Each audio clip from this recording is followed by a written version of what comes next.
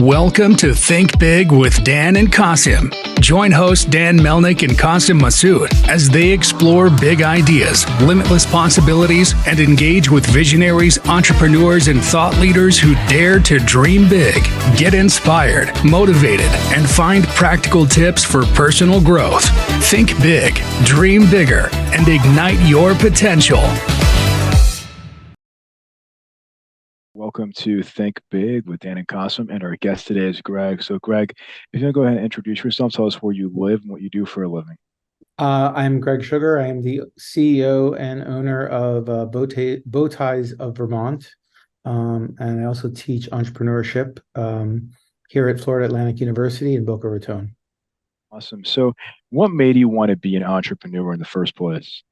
Well, I was practicing law in Chicago for about 8 years. Most of my clients were small, medium-sized businesses. Met with my clients, didn't necessarily particularly find them to be that intelligent. I think they were more than anything risk takers, meaning, and not even calculated risks. They were just people who sort of were either going to start a business or who knows what else they would do. There were some, not necessarily highly educated people, not downplaying that, but, and I think to their benefit, they didn't overthink everything. I think they just sort of started either a trade business or the business selling products, and a lot of them were very successful. So being around them, I think, really inspired me to think to myself, one day I want to do this myself. Awesome. So, was it like a specific conversation that you had, or somebody you spoke with? Was it more of just like having lots of these, interactions over time? Maybe you say, okay, I want to pivot and do this one day. I mean, I will tell you, like, as an attorney, there was a day where I was still an associate at a law firm. I had started getting my own clients, and then I wanted to start writing articles in a bar journal to try to get some business that way. And the managing partner of the law firm struck it down and sort of didn't understand why I would want to do that.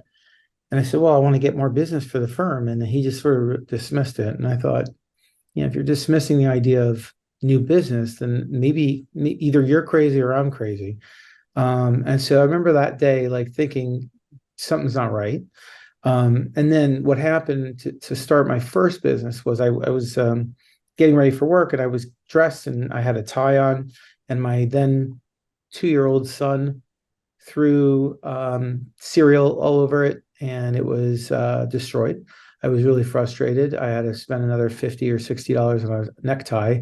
And I said, how much are these things to make? Why are they so expensive? Started poking around. This is in 2004, came across Alibaba, which of course now everyone knows, but back then I don't think a lot of people knew, and found some factories and just started going down this rabbit hole, and started talking to these factories, started getting samples for myself, realized that the cost back then of a silk tie was $2.10. And I was like, well, that's quite the markup. Later I understood a little bit more of the supply chain and licensing to understand where some of the increasing costs come. But ultimately I said, you know what, I want to give this thing a shot and try to create my own tie company. My wife co-founded it with me, and we worked on sort of like designing our first ties. I mean, I was literally drawing on paper with pencil. I don't even know what I was doing. Didn't even understand really the idea, how textiles are made, how neckwear is made, and sort of pieced together this first collection, which in hindsight was really pretty ugly. But back in 2004, there weren't a lot of tie companies online. In fact, none of the big chains, the Joseph A. Bank, the Brooks Brothers, none of those guys were online. Or if they were, they weren't selling a lot of SKUs. The big box stores, Nordstrom's, Macy's, none of those guys were online either, or again, selling a very limited amount of SKUs and not neckties. So my only competition was really other guys in their basement selling ties. So I sort of took them on, and over a period of 9 years, it went very well. And we eventually built it to about a $20 million business, largest brand of neckties sold on the internet, and exited in 2013 to a private equity group. Awesome. So, you mentioned the early days going on Alibaba, but I know that even now the quality varies. Like you mentioned, the quality is kind of like all over the place. So, how did you really find that right supplier? Did you actually travel to China, or like what did that look like for you? So Alibaba wasn't littered with a bunch of junk like it is now. It wasn't necessarily back then. There was certainly a grading system that I think still exists, but I think it was a little bit more of the serious factories. Um, the one we used originally wasn't great. They weren't terrible. Their MOQs were high, and some of the there was probably some designs that were made incorrectly, and they weren't necessarily standing behind what they were doing. Having said that, through trade show, I actually found a different supplier a year later in 2005, and to this day, 2023, I actually still work with that supplier through my new company that's also in the neckwear business. And I work with him for some things. We are now a made in the USA company, but he helps us source fabric and other products as well. So the answer is, depending on the industry that you're in, if you can get to a trade show and find these manufacturers in person, that's the best way. Traveling over to China or any other country and just sort of driving around looking for factories is very unproductive way of looking for a supplier. In China, there's something called the Canton Fair in Guangzhou, which I totally recommend. I actually have been there once, and it's massive. And basically, every supplier you can imagine in China is out there, in addition to other countries. So anyway, yeah, I mean, you could find people on Alibaba, but really the best way I think is to go in person, and ideally trade shows work best. So in terms of your business, where did it go? Like from you had this idea, like, I'm going to launch this company to actually, like you said, like you sold it like, for 20 million. So were you at one point, shipping ties like out of your basement? Like where did it go from the, from that point to actually, making this a pretty decent sized company and then exiting? Yeah, I know. I did a little yada yada yada. Skipped over 9 years. And to be clear, I didn't say I sold it for 20 million. What we sold it for is still private. Our Yeah. sales, our revenue were about 20 million. Okay. Okay. That makes sense. Okay. Just to be clear. So we how do we get there? I mean, there were a series of events that got us there. Our first major was a year into it. The short answer is we actually used leveraged PR back then, which was a lot different. The landscape was much different back then than it is now. A lot of PR now is through affiliate marketing. There's not a lot of pure media, earned media, the way there used to be. Back then there was. And so our first was through landing an article in the Chicago Tribune. Again, 2005, people are reading newspapers. The Sunday newspaper was very well read. And we made the front page of the fashion section, and we made it in a way that it was basically our business model, because our ties were all $15 each. That was our business message. That was the problem we're solving. The problem we're solving was you're paying too much for ties. They don't need to be so expensive. We're going to start making them less expensively. Now that business model now is a little tougher, with everybody online and everyone with access to suppliers overseas, and there's bigger companies. I mean, that business model I don't think necessarily works now, but back in 2004, going online and selling the least expensive or one of the least expensive products in a direct-to-consumer business model was certainly novel. And so basically that's what we did. I call it the Warby Parker business model, although we were 5 years before Warby Parker. So you could call it the tie bar business model. But anyway, we got this article that basically told our story. Can you tell the difference between a $15 tie and a $75 tie and a $150 tie? And they interviewed our customers and strangers. And then the consensus was, no, you can't tell the difference.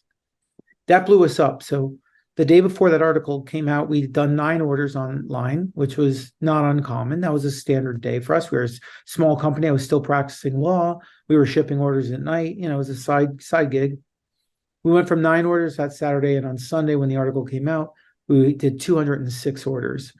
I think within a week, we sold all of our inventory, and we had to get a rush order. And about a month later, my wife looked at me and said, we made more money in the tie business than you did as an attorney. Why don't you quit? I thought she was out of her mind, but an hour later, she talked me into it. And I started running the company full time about 2 or 3 weeks after that conversation. And the business just sort of continued to snowball. We had an incredible series of PR. It started with basically GQ discovering our company. It's giving us a little spread in one of their magazines. They started putting our ties, tie bars, pocket squares on models, celebrities, the cover, all earned, paid for none, no affiliate relationship. The then GQ fashion editor really happened to like our products and kept putting them, and of course, crediting us. And that snowballed into more earned media. It snowballed into Hollywood stylists reaching out to us. So we'd be on celebrities who would walk the red carpet, who would be on television shows. We would, we'd leverage that and announce it on social media, which, back then when you posted on Facebook, all of your followers saw it. Of course, today that's not the case. About 3 to 6% will see your posts. And so that we would just keep leveraging. And then ultimately that ended up in some celebrity and athlete relationships. We did a bow tie line for Jesse Tyler Ferguson, who was an actor on Modern Family, which was a very hot show at the time. And we ended up doing a neckwear line with Dwayne Wade, whose stylist had also reached out to us. He loved our stuff, and we created a line for him. So everything just snowballed, really, from PR. I think our biggest month we ever advertised in pure digital marketing on Google was $3,000 in an entire month. For the most part, we were under $1,000 every month. So that marketing plan probably doesn't work in today's environment, but it certainly worked back then. And it was a great story. And we built a really well-known brand and one that people liked. Our loyalty rate was through the roof. Was it called the Q rating? Was very high. Our return rate was low. I mean, things were great. So people always say, why'd you sell the company? I said, well, because nothing ever went wrong for us in 9 years, and that won't last. Something goes wrong for somebody at some point, and I don't want to be here when it happens. So we put it up for sale, met with, I don't remember, a lot of private equity groups, and ultimately went with one of the buyers. So in terms of getting that article in the Sunday Tribune, like I'm originally from Chicago, so I know like how big of a deal that was. So did you make a lot of phone calls? Like, what are they like? How did they even find you? Like, what did that look like? It's a good question. So I hunted these people down. I would spend hours online at night looking at anyone who ever wrote on menswear and try to find their email and reach out to them and send them a little pitch or press release. But the one in Chicago in particular was actually called the Q section. Do you remember the Q section? You're kind of young, so I don't know if Yeah, you do. no, I don't think I remember it. Yeah. It was basically their fashion section. They just called it Q. Okay. The editor, Wendy Donahue was her name, wrote an article on, could you tell the difference between a $30 pair of jeans and a $200 pair of jeans? I saw that article and I reached out to her and I said, we started a tie company at the same premise. We agree premium denim is indistinguishable from rank and file denim. And we did the same thing with ties. Just like your customers couldn't necessarily tell the difference with the denim, we don't think they could tell the difference with the ties. And so she called me after I sent that email. So I was, like I teach entrepreneurship here, and I just talk about being opportunistic. Yes, I was sending mass emails to writers across the country, but that one, I was very specific. I identified the article she wrote.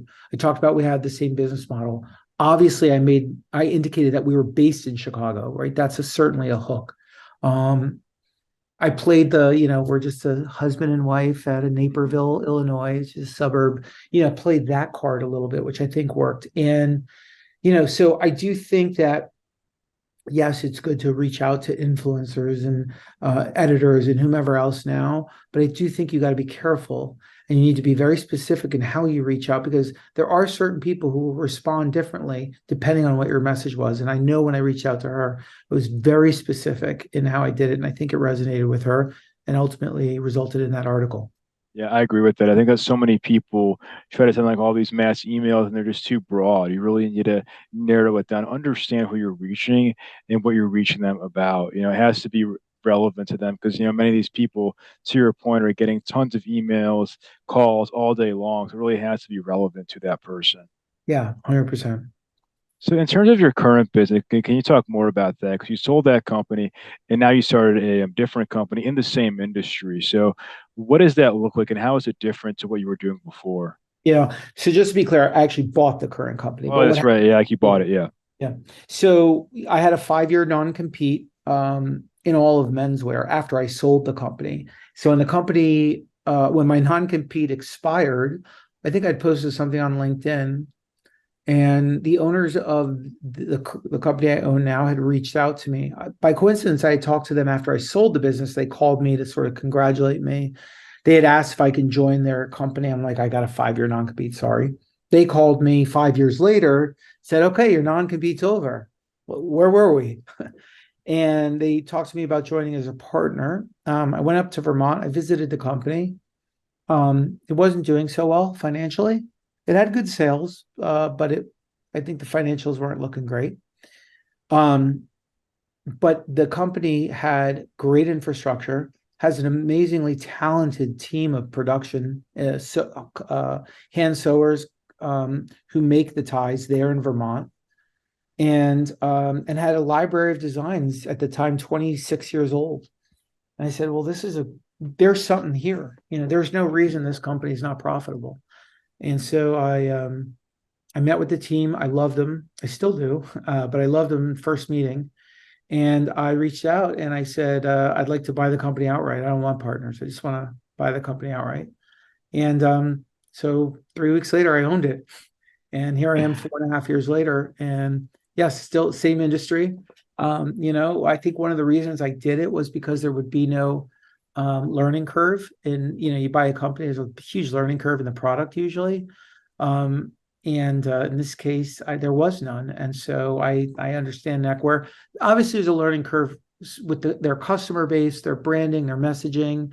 And, there's whole lessons to be learned on when you buy a company, what you do and you don't do. In fact, I did a different podcast where we talked about just about that. But anyway, so I learned the hard way some lessons and some things I did right. And anyway, so here we are 4.5 years later, and things are going great. I love it. Then no, yeah, I mean that's awesome. So you mentioned that these ties specifically are made in the USA, which I believe is different from your previous company. So what does that look like? And obviously, I'm sure like the cost is higher. You're probably targeting also a different audience. So Mhm. what does that look like for you when it comes to this business? Yeah, it is definitely a different audience. Thai bar is younger crowd. Money matters more. A lot of weddings. And that makes sense. Bow Ties of Vermont, my current company, we sell to bow tie enthusiasts, the real guy, the bow tie guy. And I think we all know at least one in our life. And these guys are first of all, they're bow tie addicts, which is lovely.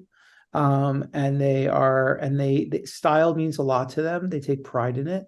They take pride in their bow ties, how they tie them. They're quirky, which I love because we could design in a quirky way. By the time I had sold the tie bar, our customer was so young and sort of hip, cooler than I am, that the designing got a little more boring. They love solids. They just like the skinny black solid tie. And as a design, company that's trying to design their own stuff, it's boring as hell. Our customer loves color, loves pattern, loves texture. So we get to do all that. And so it's a lot more fun designing for them. At Thai Bar, because our stuff was made in China, it was not uncommon to get customer service complaints. It's the nature of the beast. Here, it is insanely rare for anybody to call with a quality issue ever. I mean, it's just our seamstresses just have been making bow ties since the start. We have production members that have been there over 25 years. They've been making bow ties for 25 years. They know what they're doing. Yeah. Nothing falls apart. Everything is made evenly. Everything's cut beautifully on the bias. They really do a great job. And we design everything ourselves. And, with 30 years of an archive, we have like thousands of designs we never used. We designed them and ultimately sort of ended up on the cutting room floor. And I'm like, you know what? That works. Bring it back. Let's go. Let's try it this time. And so we've actually done a great job, I think, of sort of digging into the archives. Sometimes we recolor, sometimes we change a little scaling or texture, but for the most part, that's what we've been doing, and it's been great. In terms of designing, do you do custom orders too, or is it only just standard orders and like whatever SKUs are available? We do so. in some ways it's all custom, it's all bespoke. So we cut Right. to order. You order something from us, we'll make it to whatever size specifications, Right. height of a bow tie or necktie. By the way, we make neckties too. The Right. width, length, Right. the size, you name it, we do it. But from a design standpoint, no, we don't do custom designs because we have to design the fabric and make it. We do it in group orders. I mean, we do a lot of corporate, let's call it corporate stuff. We work with the government a lot. We make ties for the government, and they order anywhere from 100 to 1,000 ties at a Right. time, Right. using Right. logo or whatever it is. We do that. But yeah, if you called and said, "Hey, man, you don't have a purple and green striped tie, and I want one," I can't really just make you one because I got to Right. the fabric, and that's a lot. So we are unable to do that. But if you call me and you're like, you know what, I need a huge part of our business is kids, kids neckties and bow ties, because not one kid fits all. Like there's a difference between a 2-year-old and a 14-year-old. We're dog bow ties we do, and we have different dog bow tie sizes, and it sounds crazy, but being able to custom make everything, certainly when it talks about wedding parties, everybody's all over the place in terms of size and height and all that. And we just custom make everything. And then, there's always some guy who likes an ascot. We'll make you an ascot. Guy needs a cummerbund, suspenders, no problem. We'll make it. Same fabric. We'll put it all together for you. So I think that's really always been our competitive advantage, is to basically make whatever you want, because we make it right there as soon as you order it. And we knock it out. And it's worked really well. That's awesome. So what would you say is your top business priority now going into Q4? It's a good question. I mean, we do, in digital marketing, we are doing nicely. The pie is smaller these days. The neckwear business obviously disappeared altogether during the pandemic. It came roaring back in 21, 22 with a lot of event and occasion reasons. And now we're sort of like in this spot where there are definitely there are new college graduates who don't want to work from home. It's like the people who work from home are the people who used to work in the office, and they're like, you know what, I'd rather work at home.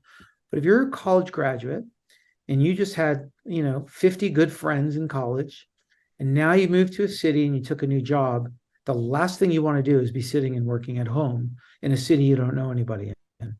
And so they want to go back to the office.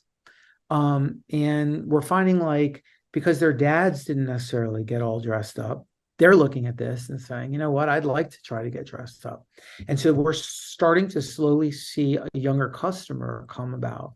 I mean, I still obviously, I don't know if you could see the video in this podcast, I'm not wearing a tie, but I like to wear a tie. Like for class, I wear a tie on the first day. I wear a tie on our final presentation and our final exam. There is just something about putting on a tie and a suit and saying, I take today seriously. And is it every day at work? No. But sometimes a client walks in, or you have a presentation, or there's just a reason to sort of that you need to be taken seriously. And I think when you put on a tie, I think it really sort of delivers that message for you.